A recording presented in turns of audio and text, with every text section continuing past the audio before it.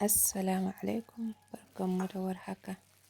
Yau za mu yi tuwon masara insha Allah. Farko mutum zai samu tukunyarsa wankakke ya zuba ruwa enough wanda yake ganin zai ishe shi wannan tuwon, sai ya ɗora a wuta ya bar shi ya tafasa. Sai a zo a yi batun haɗa talge. Nawa ruwa ne zan zuba dai enough wanda nake ganin zai isa yin wannan talge ɗin. Idan ma bai yi ba mutum na iya ƙara ruwa.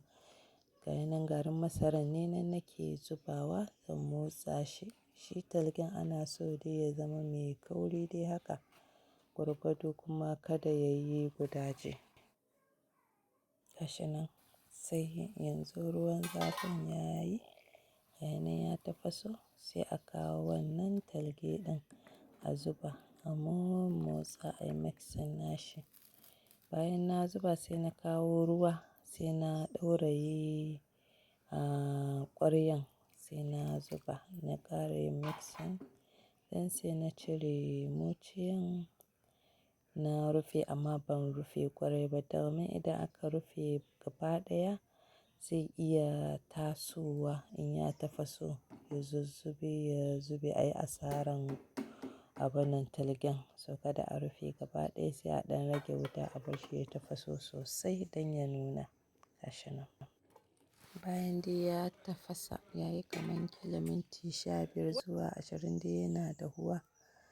Sai ko dai a yi shi a kan wuta ko a ɗan sauke ƙasa a tuƙa. Ga nan talgen ne na ɗan rage.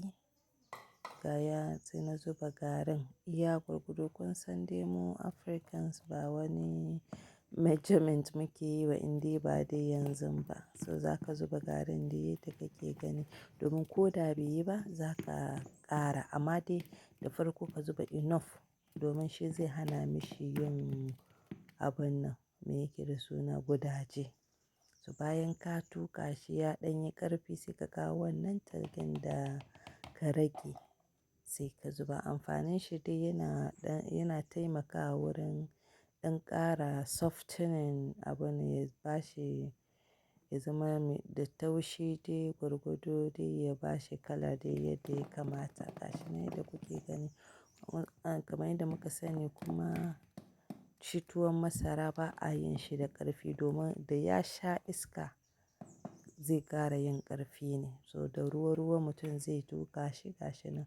An gama tuƙi a gyaggyara bakin tukunya sai a rufe a ƙara ɗora shi a wuta kamar minti 10 hakan nan domin ya ƙara dahuwa domin kun ga ai gari ne aka ƙara mishi. So garin da aka ƙara ya shi ma dahu tuwon ya dahu yadda ya kamata gashi nan.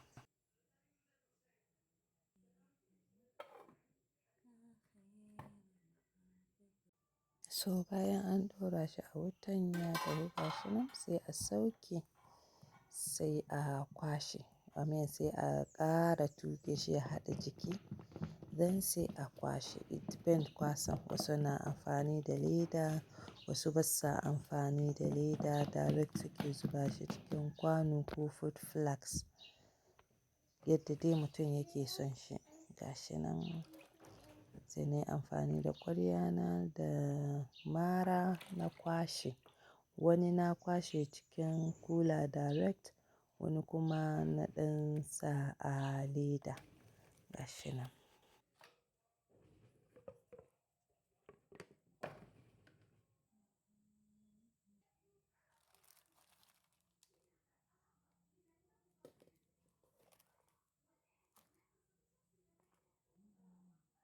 Gayi nan wanda muka sa a ledan ana iya shi ma a saka shi cikin kula don yayi retaining abun nan zafin nashi. Gashi nan dai. So amfani dai kar dai yayi ƙarfin nan shine. Gayi nan ni da miyan kuɓewa na ci nawa. Mutum na iya amfani da kowane miya yake so ya ci tuwon sa. Mun gode.